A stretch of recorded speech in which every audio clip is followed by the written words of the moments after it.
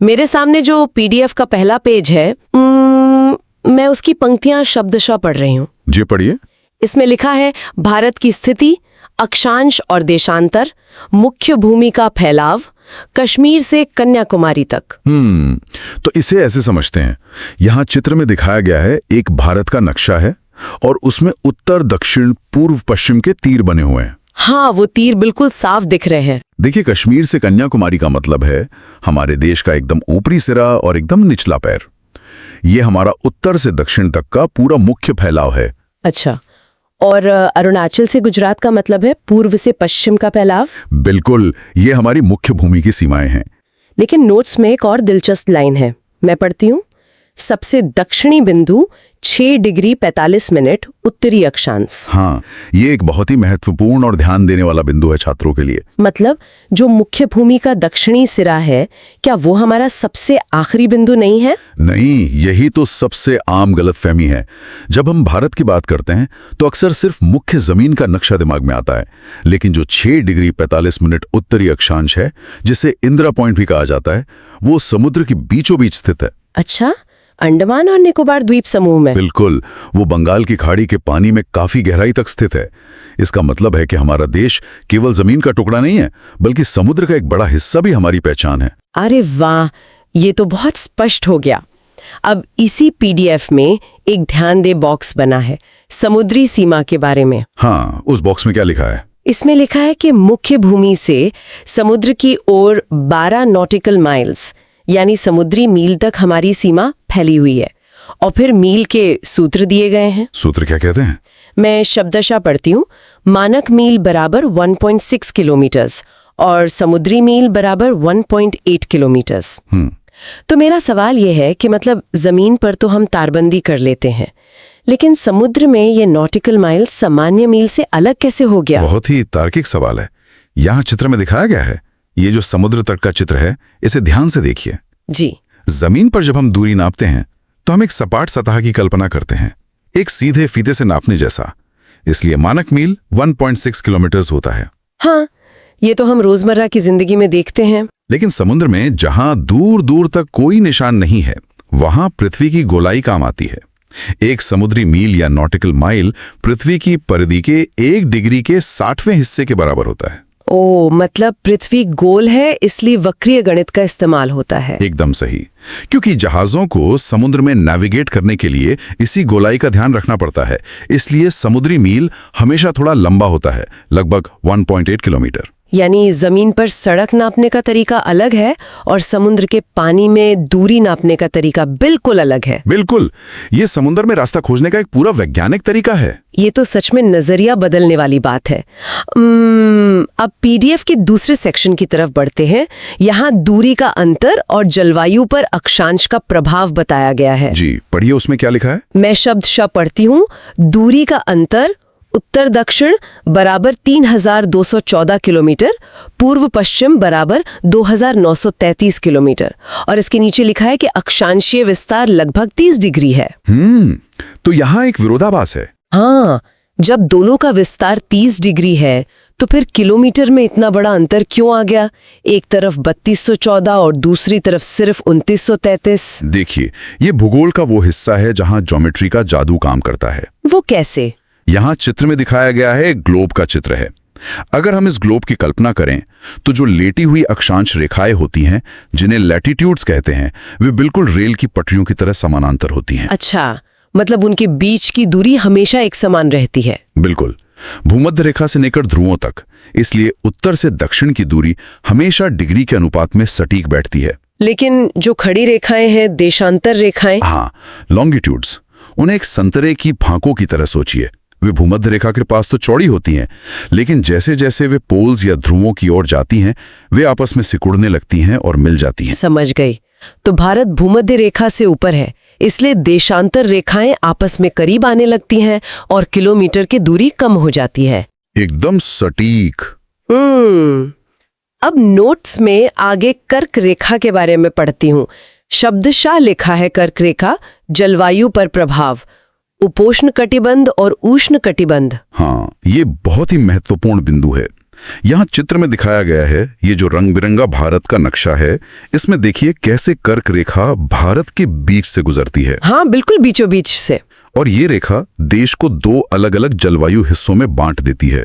दक्षिणी हिस्सा उष्णकटिबंध है, जहां भूमध्य रेखा पास होने के कारण साल भर गर्मी रहती है। और उत्तरी हिस्सा उपोष्ण कटिबंध है, जहां सूरज की किरणें तिरछी पड़ती हैं, जिससे हल्की ठंडी और मौसम में बदलाव आते हैं। तो इसका मतलब है कि सिर्फ नक्शे पर ऊपर या नीचे होने से ही ये तय हो जाता है कि वहाँ के लोग कैसे कपड़े पहनेंगे और वहाँ कौन सी फसल उगेगी। 100% यही जलवायु तय करती है कि मिट्टी कैसी होगी और वहाँ कौन सी वनस्पति उगेगी। अरे वाह, ये तो सच में सोचने वाली बात है। अब अगले सेक्शन पर चलते हैं, समय का खेल। हाँ, ये वही अरुणाचल और गुजरात वाला विषय है। बिल्कुल, मैं नोट से शब्दशः पढ़ रही हूँ। देशांतर का प्रभाव, समय का अंतर। अरुणाचल प्रदेश और गुजरात के समय में लगभग 2 घंटे का अंतर आ जाता है।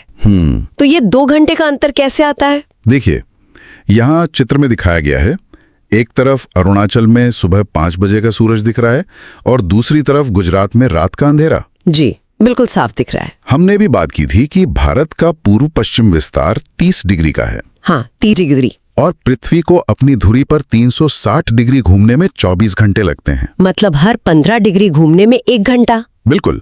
तो जब 15 डिग्री में 1 घंटा लगता है तो 30 डिग्री घूमने में ठीक 2 घंटे का समय लगेगा। इसीलिए पूरब में स्थित अरुणाचल को सूरज पहले दिखता है और पश्चिम में गुजरात तक सूरज पहुंचने में 2 घंटे लग जाते हैं। ओह, ये तो बहुत ही सीधा गणित है। हाँ, एकदम गणितीय लॉजिक है। लेकिन इससे तो बहुत गड़बड़ हो सकती है। और इसी का समाधान नोट्स में आगे दिया है, मैं पढ़ती हूँ। भारतीय मानक समय 82 डिग्री 30 मिनट पूर्व, ग्रीनविच से 5 घंटे 30 मिनट आगे। बिल्कुल, यहाँ चित्र में दिखाया गया है भारत के बीच से गुजरती 82 डिग्री 30 मिनट की रेखा और एक घड़ी। हाँ, ये रेखा तो बिल्कुल देश के बीच से जा रही है। यही हमारा मानक याम्योत्तर या स्टैंडर्ड मेरिडियन है। पूरे देश में घड़ियों का समय एक जैसा रखने के लिए इसे चुना गया है, ताकि अरुणाचल और गुजरात दोनों जगह घड़ी एक ही समय दिखाए। हाँ, नोट्स में एक बहुत रोचक तथ्य भी है अमेरिका के बारे में। अच्छा? अमेरिका का पूर्व पश्चिम फैलाव इतना ज्यादा है कि वहाँ एक समय से काम नहीं चलता। वहाँ 6 अलग अलग टाइम जोन हैं। 6 टाइम जोन, बाप रे। अगर ये एक मानक समय का नियम न होता तो सोचिए कि रेलगाड़ियों का टाइम टेबल बनाना कितना बड़ा सिरदर्द बन जाता। बहुत बड़ा सिरदर्द। पूरे देश का प्रशासन और दैनिक जीवन अस्त व्यस्त हो जाता।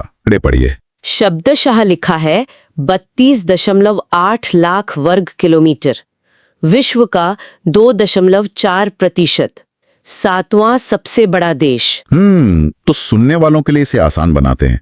यहाँ चित्र में दिखाया गया है एक पाई चार्ट और विश्व रैंकिंग का पोडियम। हाँ, पोडियम में भारत 7वें नंबर पर खड़ा है। विश्व के कुल स्थलीय भाग का केवल 2.4% होने के बावजूद हम आकार में 7वें स्थान पर हैं। ये बहुत बड़ा आंकड़ा है। और इसके नीचे भौतिक विविधता के बारे में लिखा है, मैं पढ़ती हूँ। पर्वत, नदियां, मरुस्थल। यहाँ चित्र में दिखाया गया है। ये 4 तस्वीरें देखिए, एक में पहाड़ है, दूसरे में नदियां, फिर जंगल और एक में रेगिस्तान। जी, इतने बड़े आकार के कारण ही हमारे देश में इतनी सारी भौतिक विविधता मौजूद है। हर तरह का परिदृश्य यहाँ मिल जाता है। और शायद इसीलिए इसे उपमहाद्वीप कहते हैं। नोट्स में आगे लिखा है भारतीय उपमहाद्वीप और ऐतिहासिक दर्रे, खैबर, नाथुला आदि। हाँ, यहाँ चित्र में दिखाया गया है 5 देशों वाला उपमहाद्वीप का नक्शा। इसमें भारत के साथ पाकिस्तान, नेपाल, भूटान और बांग्लादेश है। बिल्कुल। उत्तर में जो विशाल हिमालय है वो एक मजबूत दीवार की तरह है। उसने इस पूरे क्षेत्र को एशिया के बाकी हिस्से से अलग कर दिया है, इसीलिए इसे उपमहाद्वीप कहते हैं। लेकिन अगर हिमालय इतनी बड़ी दीवार है तो लोग यहाँ आए कैसे? वही तो ऐतिहासिक दर्रों का महत्व है। दर्रे या पासेस पहाड़ों के बीच के प्राकृतिक रास्ते होते हैं। यानी ये दर्रे सिर्फ रास्ते नहीं थे, बल्कि इतिहास में व्यापार और संस्कृति के आने जाने के मुख्य दरवाजे थे। एकदम सही। खैबर और नाथुला जैसे दर्रों ने ही हमें बाकी दुनिया से जोड़े रखा। अब दुनिया से जोड़ने की बात आई है तो तट रेखा की बात करते हैं। सेक्शन 5 जी, मैं नोट्स पढ़ती हूँ। तट रेखा की लंबाई 7,517 किलोमीटर। अरब सागर व बंगाल की खाड़ी का विभाजन। यहाँ चित्र में दिखाया गया है प्रायद्वीपीय भारत का नक्शा। आप देख सकती हैं कि कैसे भारत दक्षिण की ओर समुद्र में गया हुआ है। में बिल्कुल। और इसी आकार के कारण हिंद महासागर दो हिस्सों में बंट जाता है, पश्चिम में अरब सागर और पूर्व में बंगाल की खाड़ी। और इतनी लंबी तटरेखा है, 7517 किलोमीटर। इसी में आगे स्कूल भुवन पोर्टल के बारे में लिखा है। हाँ, स्कूल भुवन पोर्टल छात्रों के लिए एक बहुत ही बेहतरीन पहल है। ये क्या है? ये एक डिजिटल नक्शे की तरह है। छात्रों ऑनलाइन जाकर इन सारे भौगोलिक स्थानों और प्राकृतिक संसाधनों को बहुत ही इंटरैक्टिव तरीके से देख और समझ सकते हैं। अरे वाह, ये तो बहुत मददगार है। अब मैं आगे पढ़ती हूँ। भारत की सामरिक स्थिति एशिया के दक्षिण मध्य में। यहाँ चित्र में दिखाया गया है हवाई और समुद्री मार्गों वाला विश्व मानचित्र। हाँ, इसमें बहुत सारी रेखाएं भारत से होकर गुजर रही हैं। बिल्कुल, क्योंकि भारत एशिया के बिल्कुल दक्षिण मध्य यानी बीचों बीच है। इसलिए यूरोप से लेकर पूर्वी एशिया तक जाने वाला हर बड़ा समुद्री जहाज भारत के पास से होकर जाता है। मतलब ये व्यापार और सुरक्षा दोनों के लिए फायदे का सौदा है। 100%। ये हमें सामरिक या रणनीतिक रूप से बहुत मजबूत बनाता है। अब नोट्स के इसी पन्ने पर आखिरी में द्वीपीय पड़ोसी और एक गतिविधि बॉक्स है। जी, पढ़िए क्या लिखा है। द्वीपीय पड़ोसी श्रीलंका, मालदीव। और गतिविधि बॉक्स में लिखा है गल्फ वर्सेस स्ट्रेट। हाँ, गल्फ यानी खाड़ी और स्ट्रेट यानी जल संधि। यहाँ चित्र में दिखाया गया है श्रीलंका और भारत का नक्शा। इसे ध्यान से देखिए छात्रों। इसमें मन्नार की खाड़ी और पाक जल संधि दोनों दिख रहे हैं। बिल्कुल। जल संधि पानी का एक बहुत ही पतला रास्ता होता है जो दो बड़े समुद्रों को जोड़ता है, जबकि खाड़ी समुद्र का वो हिस्सा है जो जमीन के अंदर गहराई तक घुस जाता है। तो क्या हम कह सकते हैं कि जल संधि दो बड़े कमरों को जोड़ने वाले एक पतले गलियारे की तरह है? बिल्कुल सही। और खाड़ी किसी कमरे की दीवार में बनी एक छोटी सी अलमारी जैसी है जहां पानी अंदर तक आ गया है। मन्नार की खाड़ी और पाक जल संधि इसका सबसे अच्छा उदाहरण है। ये उदाहरण बहुत ही स्पष्ट है। अब हम पीडीएफ के बिल्कुल आखिरी हिस्से पर आ गए हैं, अभ्यास आधारित तथ्य और मास्टर मैप। जी, इसमें कुछ सवाल हैं, वो पढ़िए। मैं अभ्यास बॉक्स के चारों प्रश्न और उत्तर शब्दशः पढ़ रही हूँ। बिल्कुल। पहला, अक्षांशीय विस्तार। दूसरा, मानक याम्योत्तर। तीसरा, चीन का आकार। और चौथा, राजस्थान से नागालैंड की यात्रा में सिंधु नदी का पार न होना। तो इन सवालों का तुरंत विश्लेषण कर लेते हैं। अक्षांशीय विस्तार हमने देखा 30 डिग्री है। हाँ। मानक याम्योत्तर 82 डिग्री 30 मिनट पूर्व है। चीन क्षेत्रफल में भारत से बड़ा है। लेकिन जो चौथा सवाल है वो बहुत तार्किक है। हाँ, कि राजस्थान से नागालैंड जाते हुए सिंधु नदी क्यों नहीं मिलेगी? क्योंकि अगर कोई राजस्थान से पूरब की ओर नागालैंड जाएगा तो वो गंगा या यमुना को तो पार करेगा, लेकिन सिंधु नदी पश्चिम और उत्तर में बहती है। वो कश्मीर से होकर पाकिस्तान चली जाती है, इसलिए वो रास्ते में नहीं मिलेगी। ओह, ये तो पूरा विजुअलाइजेशन का खेल है। बिल्कुल, दिमाग में नक्शा होना चाहिए। अब अंत में मैं मास्टर मैप के सारे आंकड़े शब्दशः पढ़ देती हूँ। जी। उत्तर दक्षिण 3214 किलोमीटर, पूर्व पश्चिम 2933 किलोमीटर, तटरेखा 7517 किलोमीटर। बिल्कुल, यहाँ चित्र में दिखाया गया है। ये पूरे अध्याय का मास्टर मैप है। छात्रों के लिए ये क्विक रिवीजन है। हमने जो भी पढ़ा, 3214 किलोमीटर का उत्तर दक्षिण फैलाव, 2933 का पूर्व पश्चिम और 7517 किलोमीटर की विशाल तटरेखा, ये सब इसी मास्टर मैप में समेटा गया है। ये सच में बहुत ही शानदार तरीके से डिजाइन किया गया पीडीएफ है। हाँ, क्लास 12 तक पूरी तरह उपलब्ध है। आप इन सभी पीडीएफ नोट्स का प्रिंट आउट भी निकलवा सकते हैं और ये सभी सामग्री बहुत ही कम कीमत में प्रदान की जा रही है। आपको यह भी मालूम होना चाहिए कि लगभग सभी प्रतियोगी और स्कूल स्तर की परीक्षाओं में पूछे जाने वाले प्रश्न एनसीईआरटी से ही आते हैं, इसलिए यह सामग्री आपके लिए बेहद उपयोगी साबित होगी। अगर आप ये एनसीईआरटी साइंस पीडीएफ लेना चाहते हैं तो अभी हमें व्हाट्सएप पर मैसेज करें। WhatsApp number 7739541921। आपकी तैयारी को मजबूत बनाने के लिए हम हमेशा आपके साथ हैं। दोस्तों, हमारे पास एनसीईआरटी की साइंस की नोट्स क्लास 6 से लेकर क्लास 12 तक पूरी तरह उपलब्ध है। आप इन सभी पीडीएफ नोट्स का प्रिंट आउट भी निकलवा सकते हैं और यह सभी सामग्री बहुत ही कम कीमत में प्रदान की जा रही है। आपको यह भी मालूम होना चाहिए कि लगभग सभी प्रतियोगी और स्कूल स्तर की परीक्षाओं में पूछे जाने वाले प्रश्न एनसीईआरटी से ही आते हैं, इसलिए यह सामग्री आपके लिए बेहद उपयोगी साबित होगी। अगर आप ये एनसीईआरटी साइंस पीडीएफ लेना चाहते हैं तो अभी हमें व्हाट्सएप पर मैसेज करें।